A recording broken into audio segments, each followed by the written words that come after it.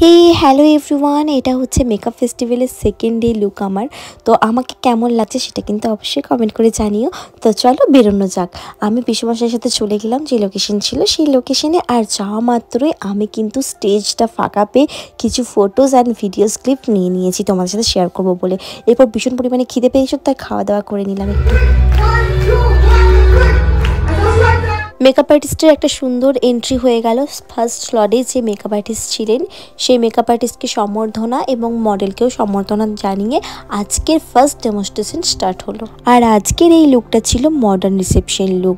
আমরা কিন্তু এই দুটো দিন খুব ভালোভাবে নতুন নতুন টেকনিক শিখতে পেরেছি, আরও নতুন নতুন লুক দেখতে পেয়েছি। তোমরা কিন্তু অবশ্যই কমেন্ট করে জানিও যে আমার এই ভ্লগগুলো তোমাদের কেমন লাগছে। আর যারা ফার্স্ট ডের ভ্লগটা দেখোনি তারা অবশ্যই গিয়ে আমার চ্যানেলে চেক আউট করতে পারো। এরপরে আমাদের লাঞ্চ ব্রেক হয়ে যায় আর আমরা লাঞ্চের জন্য একদম লাইন দিয়ে দিয়েছি। আজকে স্পেশাল ছিল চিকেন বিরিয়ানি, রায়তা আর স্যালাড। লাঞ্চটা কিন্তু আমাদের খুব জমিয়ে হয়েছিল, তাই আমরা একটু বাইরে ঘুরতে গেলাম, সে পাখে কিছু ফটোজও নিয়ে নিয়েছি। এরপর চলো সেকেন্ড মেকআপ আর্টিস্টের একটা ছোট্ট করে এন্ট্রি দেখে নিই আমরা।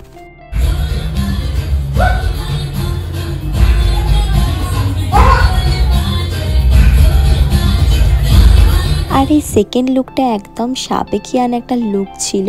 আর আমরা এখান থেকে অনেক ইজি টেকনিকও শিখতে পেরেছিলাম। তো আমার ভীষণ ভালো লেগেছে এই লুকটা। আচ্ছা, তোমাদের এই সেকেন্ডের কোন লুকটা সব থেকে বেশি ভালো লাগলো সেটা কিন্তু নিচে কমেন্ট করে জানিও অবশ্যই। এরপর থার্ড মেকআপ আর্টিস্টের এন্ট্রি নেওয়ার পালা।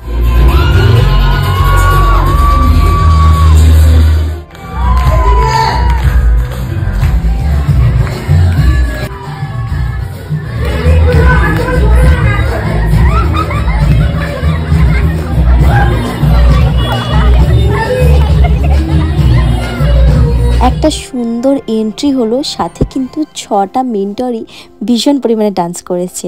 আর আজকের এই লুকটা ছিল নো মেকআপ লুক। এই ফেস্টিভ্যালের যিনি অর্গানাইজার কৃষ্ণনুদা একটা দারুণ ডিসিশন নিয়েছিলেন, এই লয়ারকে ডেকেছিলেন, কারণ আমরা মেকআপ আর্টিস্টটা অনেক প্রবলেমে পড়ি সেটার জন্য।